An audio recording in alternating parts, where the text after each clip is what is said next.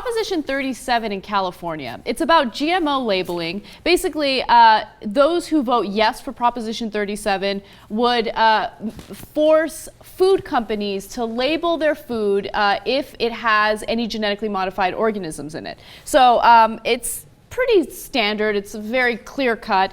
However, it turns out that Proposition 37 is actually losing in polls. So there was one poll done by the California Business Roundtable and Pepperdine University, and they found out that 39.1% support the measure, 50.5% oppose the labeling, and 10.5% are undecided. Now, there's a margin of error of about 3%, so those results are pretty devastating for Proposition 37. Now, here's why I want to talk about this, because if you don't live in California, you might say, well, this doesn't affect me. No.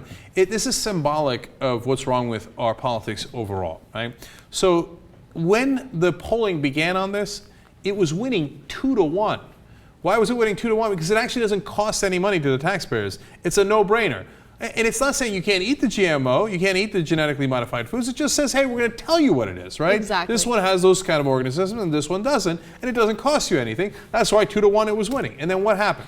The food companies, soft drink manufacturers, biotech companies, and food processors poured in $44 million against this proposition in advertising. Yeah, it's amazing. The No campaign, $44 million. The Yes campaign, $7 million. So, I mean, there's no competition there. $44 million is so much more than the Yes campaign, and it's been disastrous. I mean, it's interesting because we have no control over the advertisers on our YouTube videos. You know, sometimes you'll see ads before the video starts.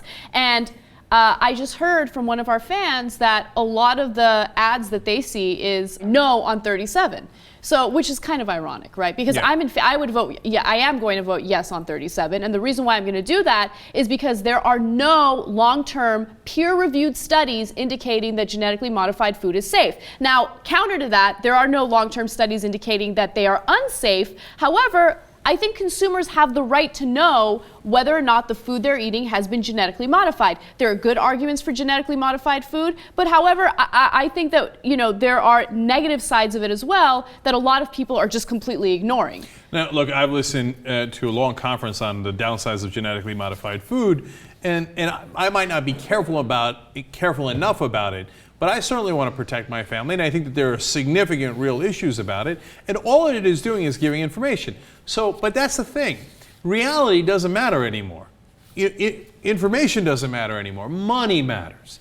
And of that $7 million on the yes side, they barely got started. They're going to pour most of it in the last week. So the no side was running basically unopposed for all this time. So they trick people into thinking, oh my God, this is going to cost you a lot of money, and it's over-intrusive government. Instead of they run all these deceptive ads, and then people wind up saying, well, I guess I'm against it. And that's how you buy elections. So when I talk about money in politics, that's what I'm talking about, where you could have the best argument in the world, you could be incredibly logical, you could be absolutely right, and it's not going to matter if people never hear your side of the story. All they hear is $44 million worth of ads on the corporate side that just totally skews the issue, so you accidentally vote the wrong way. And there's definitely misinformation on the corporate side. In fact, the people who back or the Vote No campaign are being investigated because apparently they used a fake FDA seal in one of their press releases. Okay, so they handed out this information that said the U.S. Food and Drug Administration says a labeling policy like Prop 37 would be inherently misleading. Then they quoted that U.S. Food and Drug Administration and used that seal. Yeah, the Food and Drug Administration didn't make that statement. So that statement, ironically, is inherently misleading. But that's exactly what happens in all these props. They make ads that are the exact opposite of what the prop stands for, which, by the way, indicates they know they're wrong, right? Yep. So if you are trying to trick people into voting for you by making the people believe in the opposition's point of view, well, then obviously you think you're wrong, right? The United States and Canada are the only two countries that have absolutely no regulations when it comes to genetically modified food. And when it comes to labeling, there are no rules, no regulations when it comes to labeling. And honestly, I think consumers have the right to know whether or not they're eating genetically modified food. What's the harm in that? I don't know why people are against the information in this case. And by the way, people who are very pro-science, and I'm pro-science, right? Back the whole GMO experimentation and putting GMO food out there. And I understand that there is a good side of it, right? But I think that it's a little naive to make the assumption that scientists won't get corrupted by money. Because scientists obviously have an incentive to support GMOs. Okay, so let's not be naive about that. And also, when it comes to labeling, like I said, United States, Canada, the only two countries that have, well, not the only two countries, but the two industrialized countries that don't have any regulations on labeling. Venezuela in 2004 decided, you know what, we want labeling. Colombia in 2012 decided we want labeling. Peru, Brazil, Chile, the European Union back in 1998.